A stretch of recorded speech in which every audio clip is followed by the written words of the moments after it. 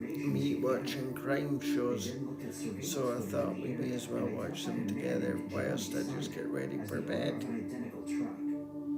I thought you'd be able to hear me away.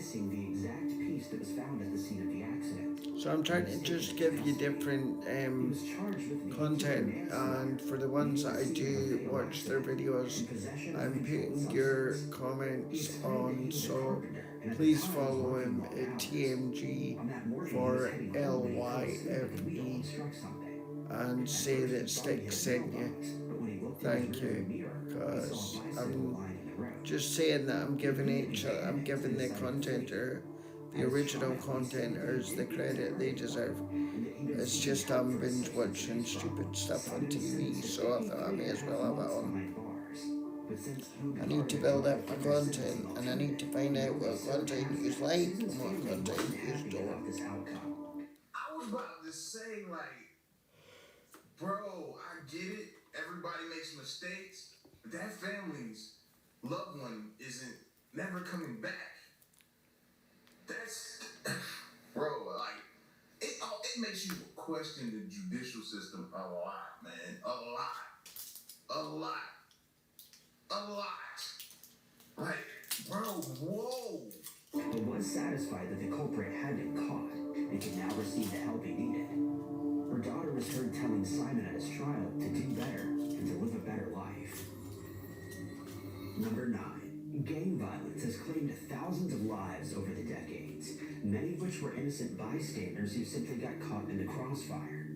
The case involving 24-year-old Crystal Theobald is one of these tragic incidents that could have been prevented since her life was ended as a result of mistaken identity.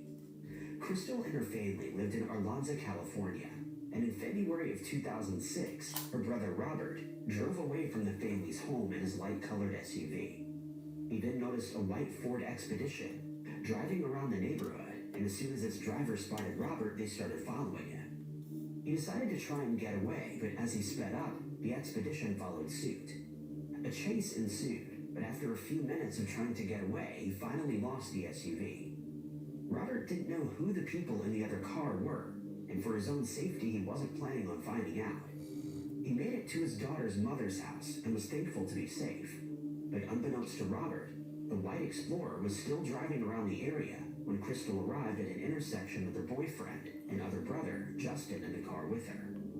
Her mother, Belinda, was following in her own car and stopped at the same intersection when a man got out of a white Expedition, walked up to Crystal's car, produced a firearm, and started firing at her SUV, which was similar Jilted ex-lover. Crystal lost her life in the incident. Or stalker. Belinda noticed the entire incident but was powerless to do anything. Well, you would be. There's not much you can do in that situation. During the investigation, it came to light that members of a gang called 5150 had been cruising around the area looking for someone in a similar vehicle who performed a hit on the gang earlier that day. It's really picked out the wrong person when they did it. For the vehicle in question, and without making sure of who was in the car, decided to open fire. Belinda was determined to find the gangsters responsible for ending her daughter's life, and together with Crystal's cousin Jamie, she set up 2 fake MySpace accounts, one of which had a photo of Crystal but not her name. Before long, she started speaking to William Jokes Sotelo, a member of the 5150s, and she managed to get him to admit that he was the driver and the owner of the Expedition. She then forwarded this information to investigators, and See, online sleuths are worth something. Revealed that a man named Julio Heredia was the one who had fired at Crystal's car.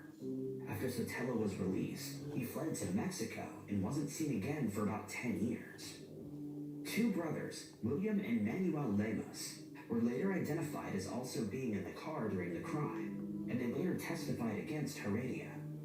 He was eventually sentenced to life in prison without the possibility of parole. I don't know all the rules about you watching other people's content, but I think if you give them credit, then they are going to get benefits if people watch it from my channel.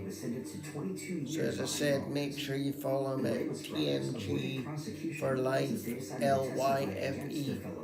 Make sure you follow me, Stephen Stix Thompson, 662 6642.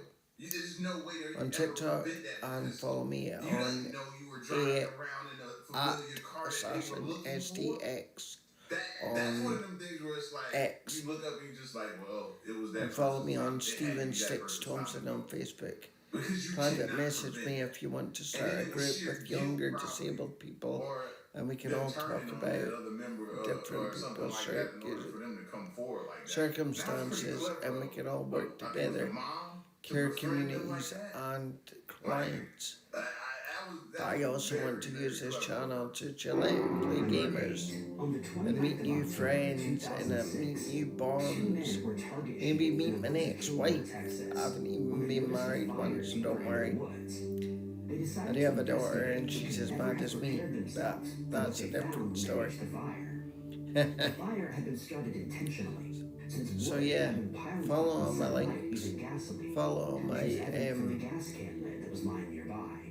socials. They spotted a body and immediately notified the authorities. It was obvious to investigators that someone was trying to dispose of evidence after ending the woman's life, but they had no idea who she was. It was determined that she was likely in her early 20s, and when items of clothing that were found at the scene were searched, they found about $40 in one of her jean pockets. They also found a purple sweater, but neither of these items was useful in determining her identity. Whoever the culprit was, they had started the fire just minutes before the two men came across it, and the hunt was on to find them. So they were running whilst they found a burning body, like. It was believed that the woman lost her life at around 10 a.m. the previous day. She was estimated to have weighed around 110 pounds, stood around 5'4", and thanks to her perfect teeth was thought to have come from a middle-class family. I would love to say thank you to Claire for all her support and helping me with getting my house and stuff back to order. I would also like to say a big thanks to the Good Care Group. If you do let me keep Claire and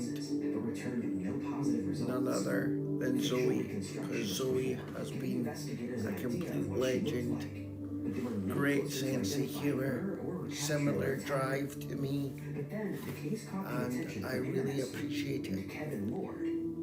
But we have to sit with OTs that aren't even going to bloody help us tomorrow.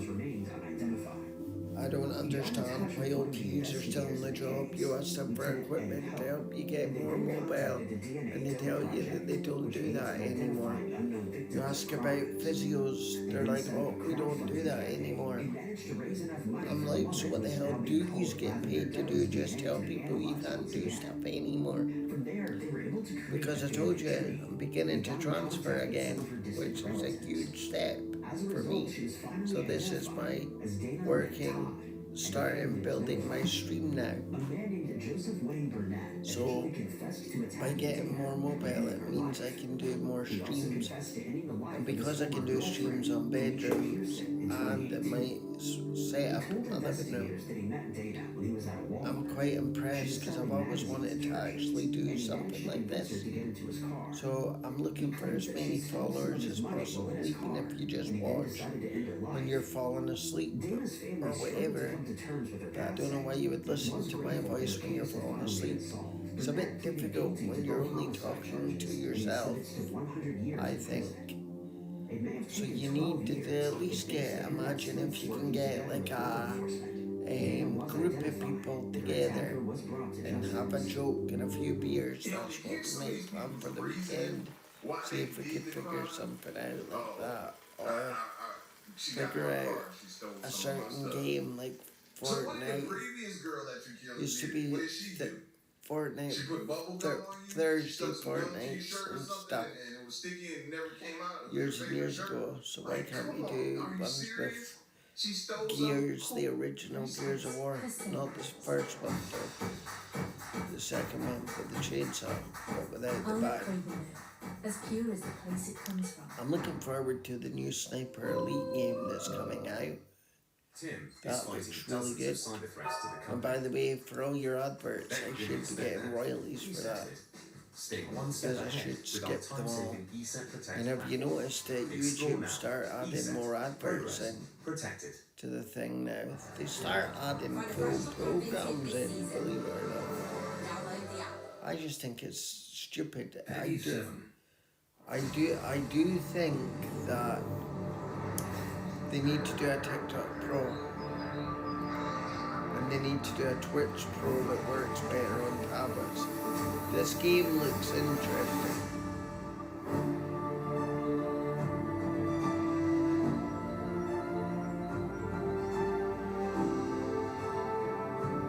It does look interesting.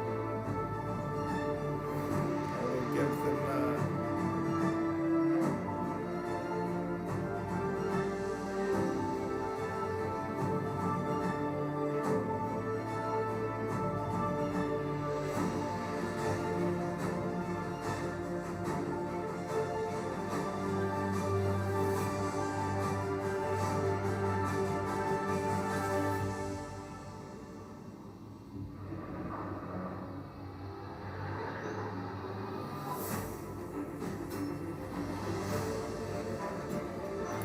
See, it's unique though.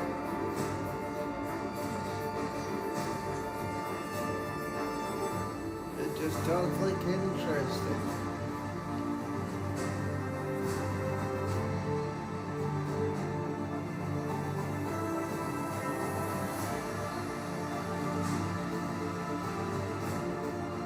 I don't think it'll look that graphically done, but they would have to make the game interesting to try and get people to play it.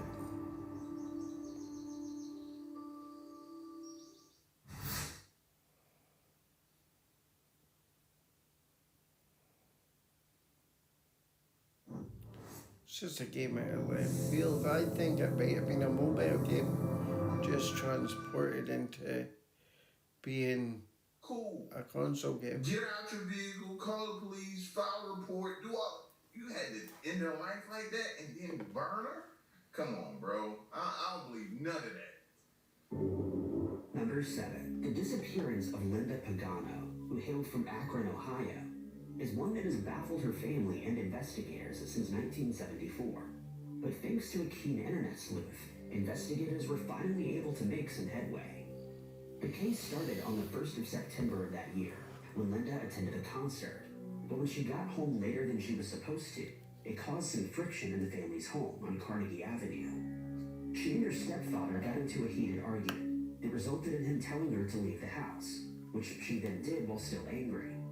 It was a decision that he would come to regret, as Linda never returned home and her fate remained unknown. During the investigation, her stepfather told investigators that she left the house on foot, but that he didn't know where she planned to go.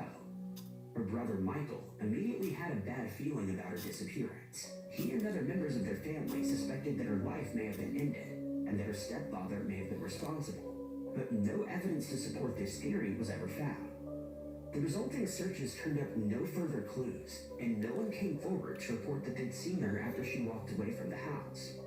The case went cold, and Linda's mother passed away without ever finding out what happened to her. Her stepfather passed That's away in horrible 1990, actually to go through and Michael something was like certain that. that he would pass away one day without his sister Seriously. being found. But thankfully, he was wrong. More than 40 years after she went missing, the case would see new life when a Reddit user with the username CallMeIce took an interest in the case. She learned that on the 5th of February, 1975, 5 months after Linda disappeared, 3 boys were walking along the Rocky River in Strongsville when they came across skeletal remains, and they immediately contacted the police. The scene was thoroughly searched, but no evidence was found to identify the deceased person. When an autopsy was performed, it was determined that the remains belonged to a woman in her late teens or early 20s, and their life had been ended with a firearm. The case now became a homicide investigation, but there were no leads to follow. Years went by, and eventually decades passed without any new developments. No one claimed the remains, which were then buried in the Highland Hills, and the deceased woman was given the moniker Strongsville Jane Doe. It seemed that the case would never be solved, but that was when the internet stepped in. CallMeIce was browsing through old cemetery records when she stumbled across the details of Strongsville Jane Doe's burial. She then found the autopsy report and a photo of the remains, which was then used to create a facial reconstruction. The Doe's details were then added to the NamUs database, and she forwarded the details to the Cuyahoga County Medical Examiner's Office. In 2016, the Akron Police Department believed they'd found a match after they noticed some similarities between the Strongsville Jane Doe and Linda's case. The remains were exhumed and sent for DNA testing.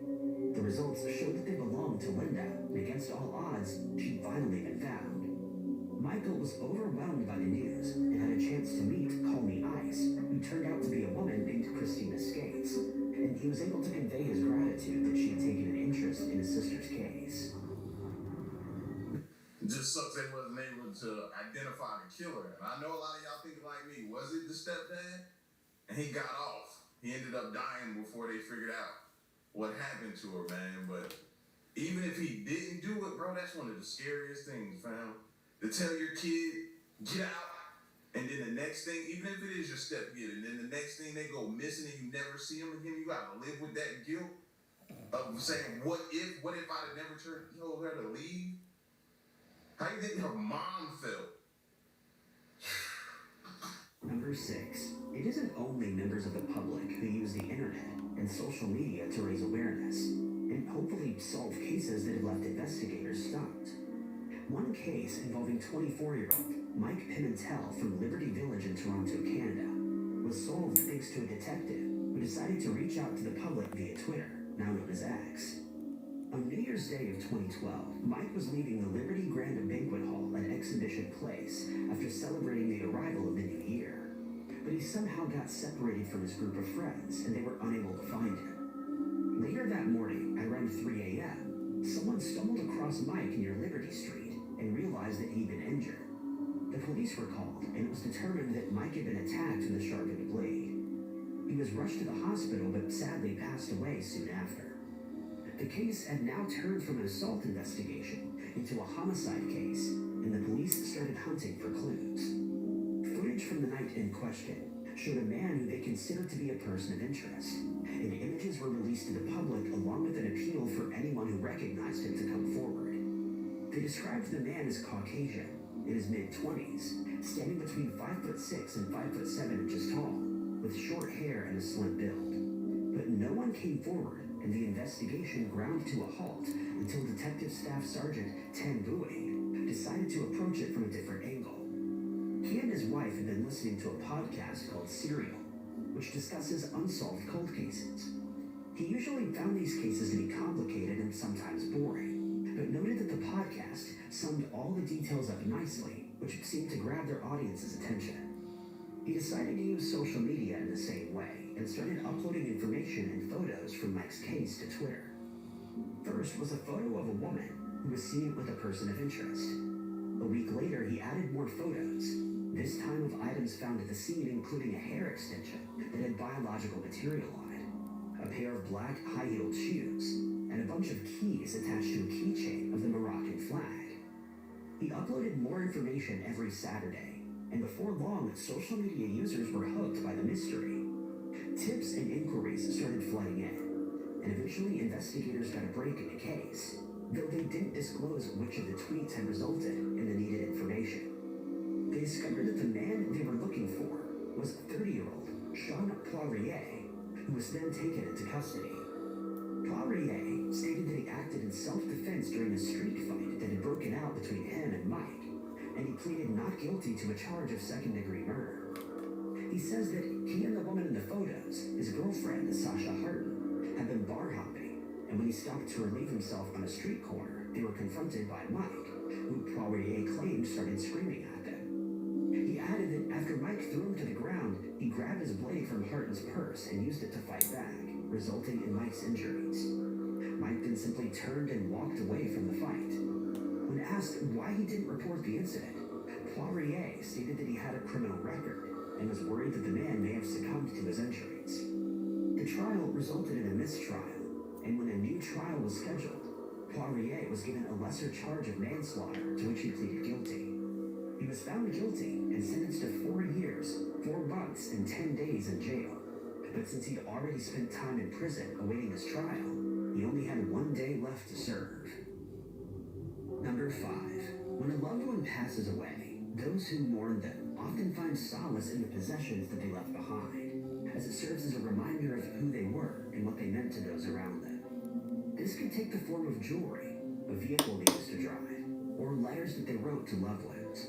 But in the case involving a grandmother named Dorothy Holm, one of the possessions that she left behind after passing away from a brain tumor in 1996 left her family baffled for nearly 2 decades. In the weeks leading up to her passing, the tumor had rendered Dorothy unable to speak, and instead she used index cards to write her thoughts down and to communicate with her family who was caring for her. After her passing, her children found these cards and discovered that one stood out among the rest. The card didn't have complete sentences like the rest, but instead contained some kind of code. Her granddaughter, Jana, and her cousins were still young at the time, but they did their best to decipher the strange writing, only to come up short.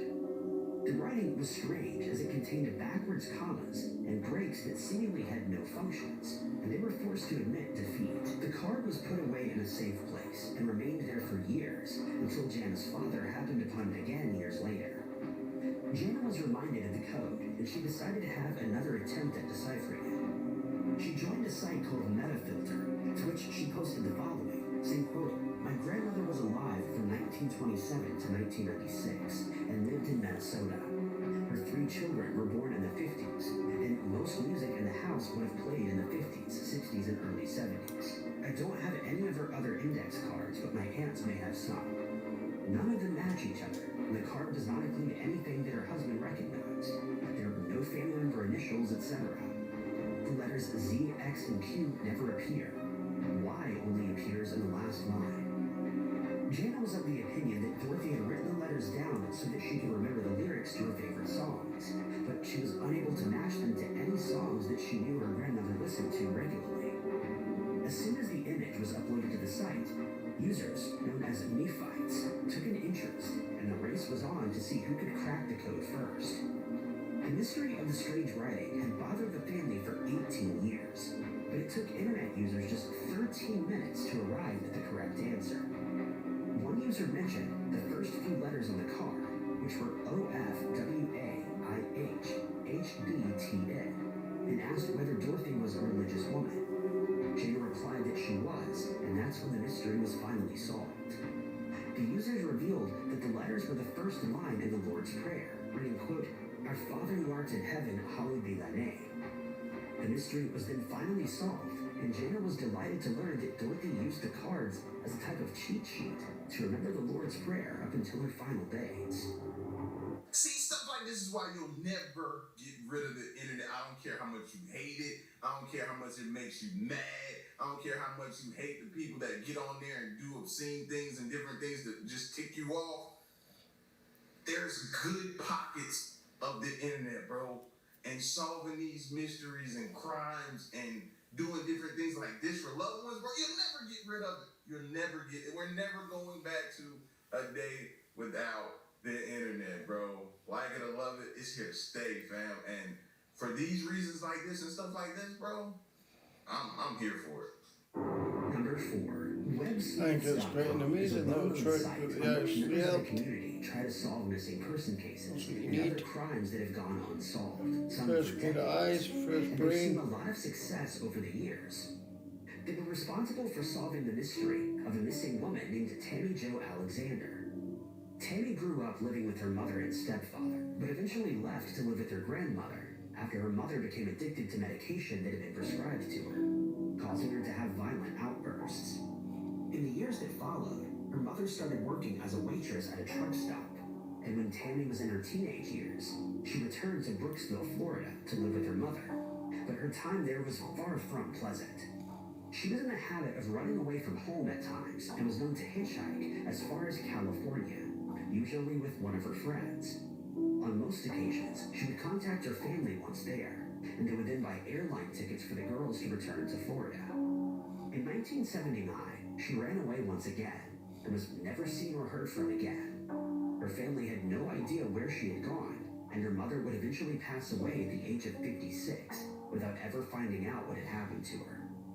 In November of that year, a farmer was walking alone on one of his cornfields next to the Genesee River in Caledonia when he spotted a red piece of clothing. Thinking that he may have come across a hunter who was trespassing on his property, he went to investigate, but was shocked to find the body of a young woman. He called the police, who rushed to the scene and found that her life had been ended with a firearm. Her pockets had been turned out, and hence it was impossible to identify her, so she was given the nicknames Caledonia Doe and Cali Doe. Unfortunately, it had been raining heavily in the area, and much of the evidence, such as DNA that may have been left at the scene, had been washed away.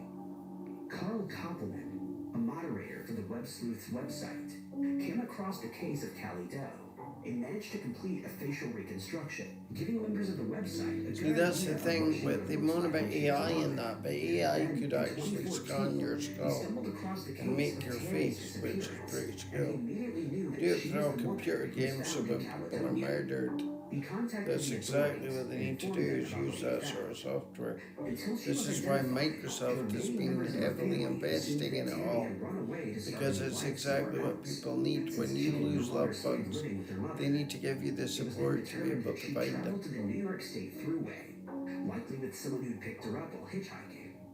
They were sure of this since investigators found a keychain with her remains, which was sold at vending machines along that route at the time. Over the years, more than 10,000 leads were followed, but they never resulted in Tammy being found. Strangely, Tammy's mother never reported her as missing, likely because she was in the habit of running away. Though if she had done so, the case may have been solved much sooner. A composite sketch was compiled of a man who was seen with Tammy at the diner.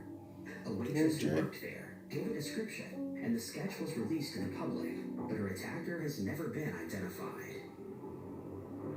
I just gotta say, bro, I never, ever could understand how somebody could hitchhike. I just can't understand that, bro. That's like rolling the dice with your life, and eventually you gonna crap out.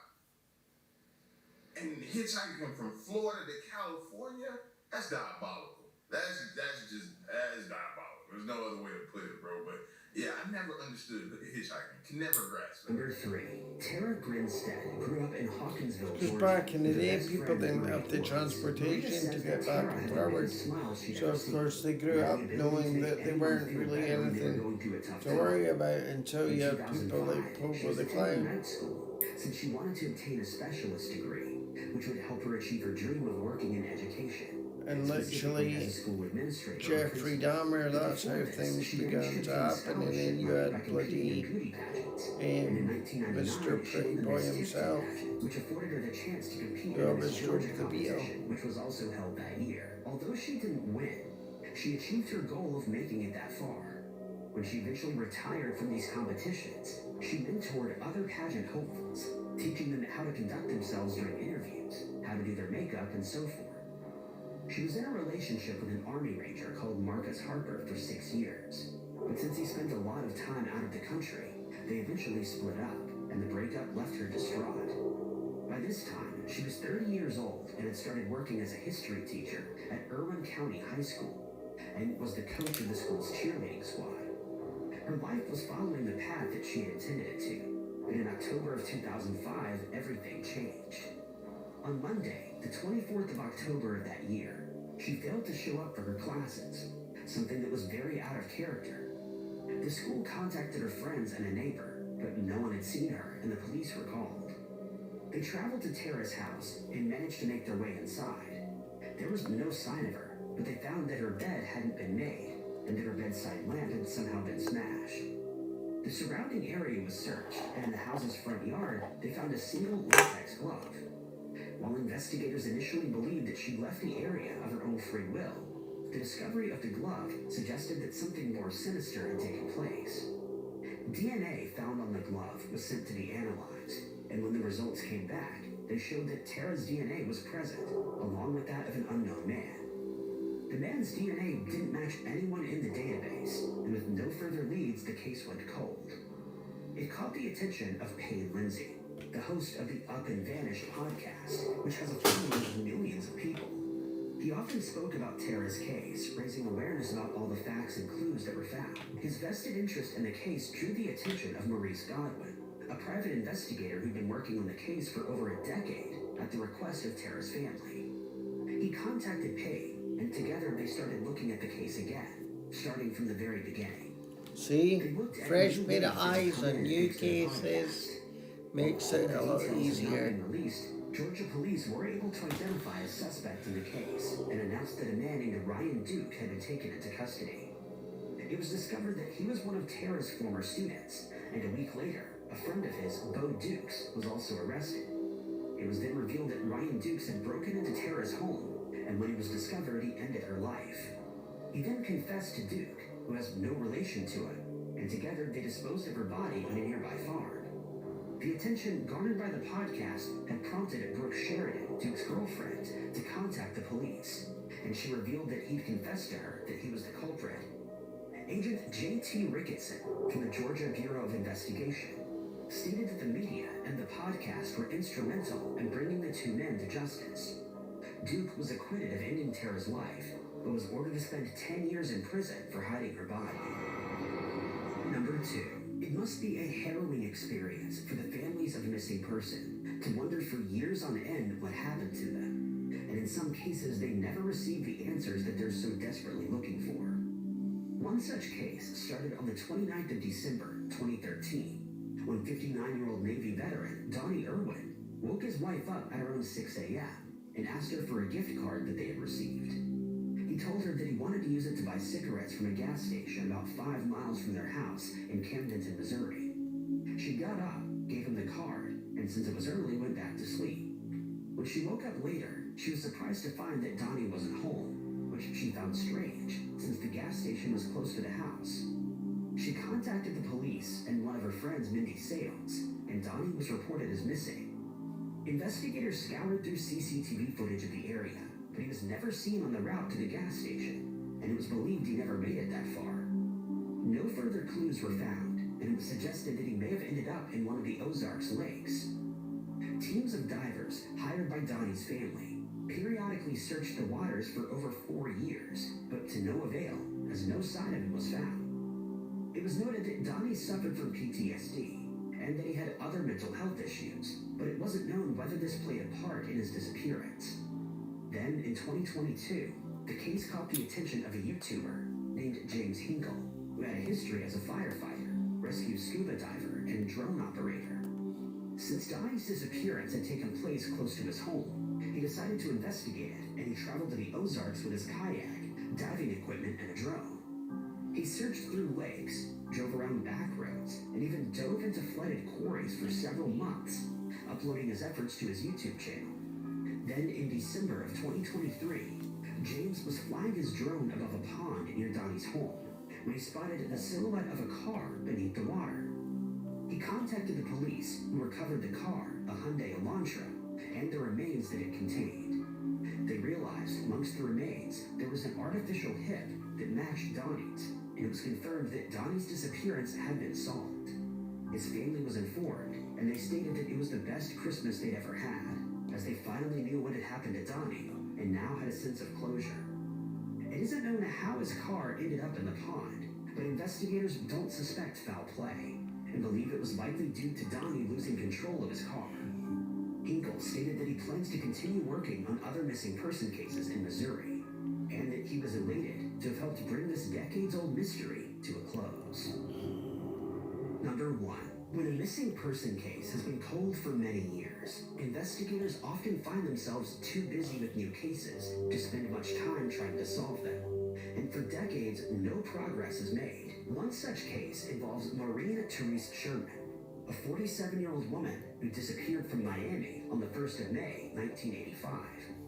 Her family was very concerned for her well-being at the time, since she wasn't in the best state of mind, and had mentioned that she was contemplating driving her car into a canal near her home.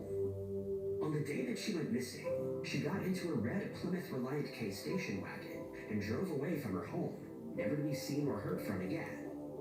Her family reported her as missing, and a search was organized, but no clues were ever found, though her family did suspect that she'd followed through on the threats that she'd made earlier. For the next 4 decades, Maureen's family wondered what had happened to her. No leads were found, no witnesses came forward to report that she'd been spotted, and subsequent searches were unsuccessful in locating her.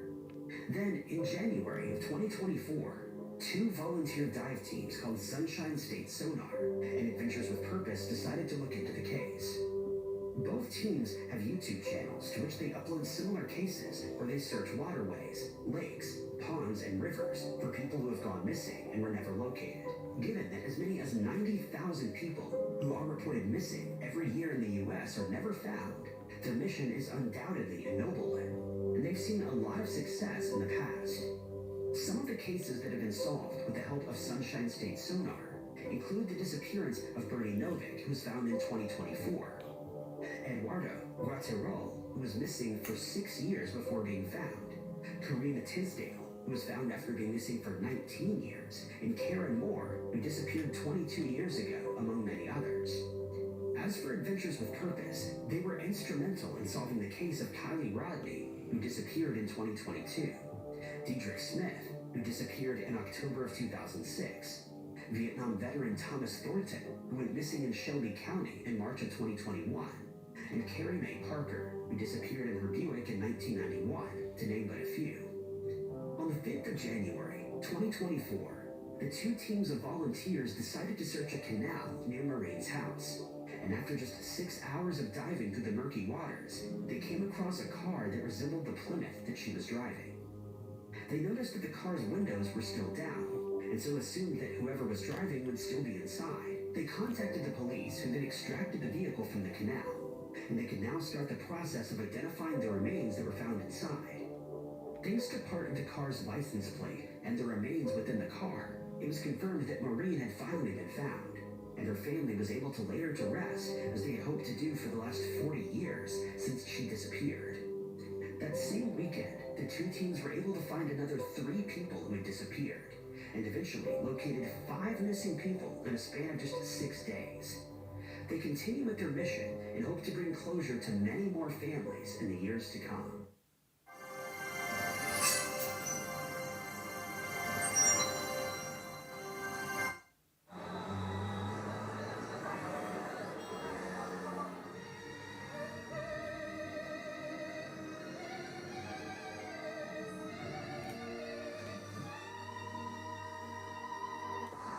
Hey, I'm at gate 6 wearing a gray shirt. ฉันอยู่ที่ประตู6สวมเสื้อสีเทา ได้ครับเดี๋ยวผมมารับที่2 นาที I'll pick you up in 2 minutes.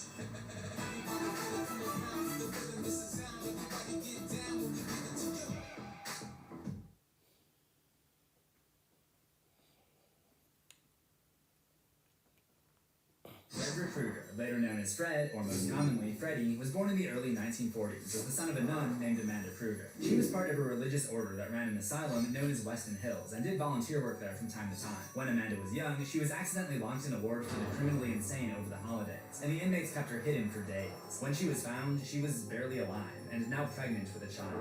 Freddie, the bastard son of 100 mediums. While we Yeah, don't know who that's this my true name, biological bitch. father Hope you is, like it the was probably program. this guy, I'll just based on talk his to you similar again tomorrow. appearance. According to Alice Johnson's research on Freddie, Amanda gave birth at that very same asylum. I imagine she delivered the baby here as opposed to a normal hospital out of shame, since nuns are supposed to be celibate. She was panicked throughout the entire childbirth, and the baby was a breech, meaning that he was going to come out feet first instead of head first. There's probably some symbolism Anyway, surrounding the fact that next Freddie was video born catches upside later. down, with the mother Nice being to a nun speak to and you. an upside You down enjoyed cross it. being associated with the devil. Because through his disastrous life experiences and eventual demonic intervention, Freddie would indeed become the antithesis to God. To learn about